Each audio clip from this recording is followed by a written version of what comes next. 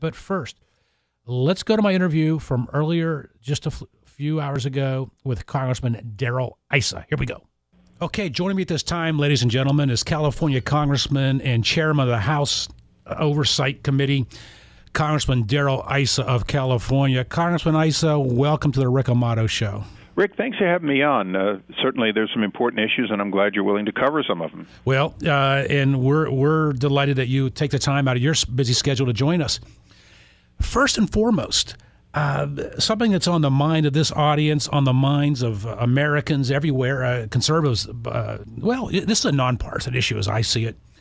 This operation known as Fast and Furious, as Operation Gun Runner, where the ATF has been ordering gun shop owners to sell weapons to known drug cartel dealers. And here these weapons are showing up on both sides of the borders at crime scenes. The latest news, as I understand it, Congressman Issa, your committee has subpoenaed documents from the DOJ to see who knew what, find out who knew what and when, and they're stonewalling you. Well, absolutely. The good news, though, is that the dedicated men and women of ATF and the Justice Department are breaking ranks and coming in as whistleblowers. We've had numerous voluntary interviews that are giving us a real understanding of what went wrong and an understanding that the decision was made far above their level. Far above their level. And that implies, here we have stonewalling, here we have these whistleblowers coming in from the field, coming in from the trenches, the front lines. Rick, what we're finding is that although some of the local folks obviously participated thinking that it was going to be well controlled, every one of them was just shocked when they found out the mistakes that were made that allowed these weapons to be lost track of, to end up in the hands of the worst of the worst, and ultimately now taking the life of 2 Border Patrol agents, countless people on the Mexican border. And, we've only recovered a few weapons. So when you look at perhaps thousands of weapons, you're looking at an accumulation that is going to go on for years. Accumulation of hurt and killed people that's going to go on for years. What's your objective with this investigation in terms of subpoenaing a subpoena for the documents? Well, our 2 objectives are, first of all, to bring justice to the families, the children, the wives and fiancés, and the parents, brothers and sisters of these fallen heroes that were killed because of these false weapons. But another one, which is in many ways almost as important, is we have to put confidence back in the system on both sides of the border, that law enforcement doesn't let weapons walk, doesn't contribute to a situation that the Mexican government has called an act of war. Yeah, it's astounding. Here we are, critical of Mexico. Here the administration's critical of lax gun laws, not my words, theirs. And they're Well, you're exactly right. Mexico has extremely stringent, almost totally prohibition on weapons, except for .22s and below. And here we are allowing countless numbers of assault weapons, 5.56, 7.62, and even 50 calibers to go into Mexico to fuel gun battles that often the federales lose. Congressman Darrell Issa, is this unprecedented, where a congressional oversight committee subpoenas documents from a government agency, and the agency says internal policy prohibits us from turning those documents over? No. It actually looks a lot like Iran-Contra.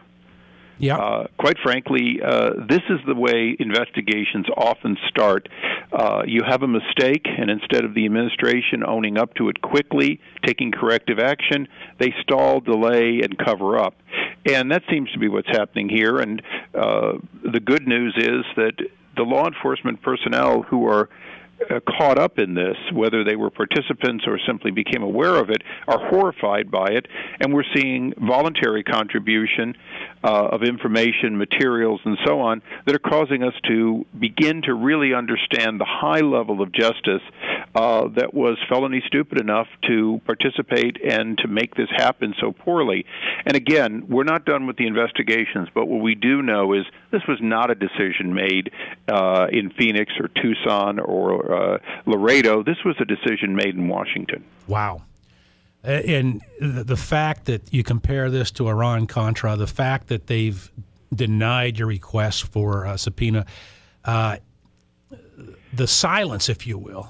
The silence is deafening, and I use Iran-Contra for one particular reason. When the scheme of Iran-Contra was started, they were going to deliver these, rockets. They were going to deliver these small missiles in a defective way. They were going to make sure that they never actually delivered to the Iranians a dangerous weapon that would be functional. Unfortunately, put the wrong chip in them, and they ended up with very, very dangerous weapons. Here we have a similar situation. As we've read the basic plan, the plan was to keep track of the weapons, supposedly. But when we look at how it not only didn't happen, but when it continued to not happen, when they continued to lose track of the first few hundred, we realized they continued this project. And that's really, it's not the original mistake, it's not the original failure to do the job right. It's when they recognized it, they continued doing it. When we discovered it, they began covering up. What's our next step? What should we expect next in this we have people, literally, we had people in Mississippi yesterday, and we will have additional discovery over the next few weeks. As you can imagine, Justice has dispersed many of the knowledgeable people to other areas, and our investigators are going out, interviewing them, as I said, mostly voluntarily, actually so far all voluntary. But we're going to begin holding hearings here in Washington to get the facts. I expect that I will be going to Mexico, perhaps partially for fact-finding and perhaps to assure the Mexican government that we will get to the bottom of this. We will have justice on both sides of the border, because right now our relationship with the Calderon government, which is the first government in a very long time that is helping us in the war on illicit drugs and the war on smuggling into the U.S., we need to keep them motivated that this will never happen again, that their cooperation is appreciated. And as a border community, San Diego is very aware that crime on one side of the border reflects in our economy and sometimes spillover crime. But when you look at our most of the major fleets of cruise ships no longer stopping in San Diego, they've already announced that, because they can't safely go into Mexico. It represents billions of dollars in lost revenue to San Diego. So there's both the literal loss of life, but it's a devastating impact on border communities like San Diego. The final word on this, the president went to El Paso the other day and sort of mocked those who called the border cities dangerous and talked about moats with alligators. We actually interviewed El Paso resident Joe Loya last night, the father of formerly imprisoned Border Patrol agent Ignacio Ramos, and he was just angry and furious at those comments. What is your response to the president's speech there? Well, as we've learned, just because the president says it doesn't make it so. He talks about the fence is already done when it clearly isn't.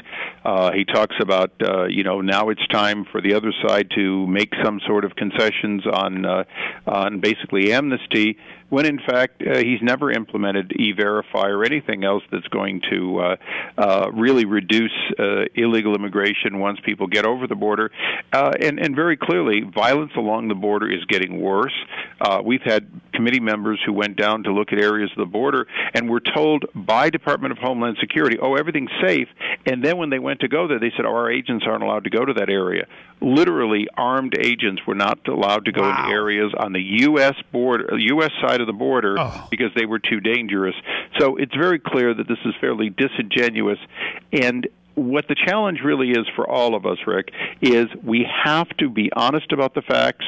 The Republicans that I know are willing to work with any administration to solve both the worker programs and the security programs, but we're simply not willing to put our heads in the sand like ostriches and pretend there isn't a huge problem at the border when there clearly is. Fresh and candid talk. I know that will be appreciated by many of our listeners tonight, Congressman Darrell Issa.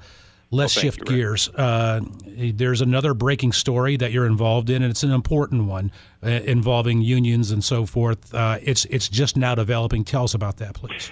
Well, what we've discovered is a draft executive order that would work around legislation that failed when the Democrats were in control. The president is seeking to force employees of companies that do business with the government to disclose not only their political contributions in the ordinary sense, what they would give to a politician, but in fact their independent expenditures, their contributions to, if you will, 501c3s and C4s, things like their churches, like Planned Parenthood on one side or National Right to Life on another, all kinds of items which, if known by the political appointees, clearly either could affect the awarding of contracts or, more likely, simply cause the president to get his union money, which is exempted.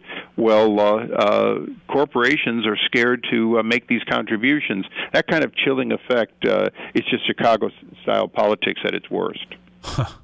That is chilling. That is... I mean, I'm speechless, to be perfectly honest. Well, Rick, I'll tell you something interesting. The people that have come out against it include the number 2 Democrat in the House, Steny Hoyer. It includes Joe Lieberman and Senator McCaskill. It includes a number of Democrats who were so horrified that this kind of overreach would occur, and perhaps thinking ahead that someday there'll be a Republican in the White House and they wouldn't want the shoe on the other foot. And they've said no way, and they've opposed it.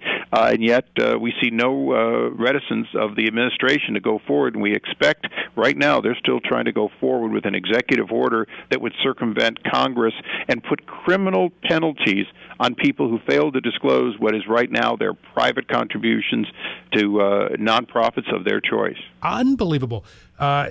Just like the previous issue, what's the next step in this story? Well, ultimately we can't stop the president from issuing an executive order. Executive order? I'm sorry. I believe Congress would strike down that order, and on top of that, refuse to fund any activity and ensure the contractors that they need not comply with it. And I think we can do it more and more on a bipartisan basis as we see Democrats horrified at this overreach. But today we're very much hoping that the president will begin to wake up and realize that he's rewarded the unions enough without this sort of if you will, devastating executive order to the procurement community. I have to say, Congressman Issa, I was so focused on the overreach of what information they were asking for that it didn't quite dawn upon me when you first said executive order. That itself is remarkable. It really is. This is unprecedented. This sort of clearly they thought it needed legislation. When they didn't get their legislation, they've decided to try to do it this way. But this is something that's been going on with this administration ever since they lost control of the House. Is they're going to try to circumvent legislation in almost everything they do. Congressman Darrell Issa, 2 very important issues. You, of course, are the chairman of the House Oversight and Government Reform Committee, a very important and rightly so powerful committee. Well, thank you, Rick, and have me back, please. We look forward to it. Thank you for joining us. Bye-bye.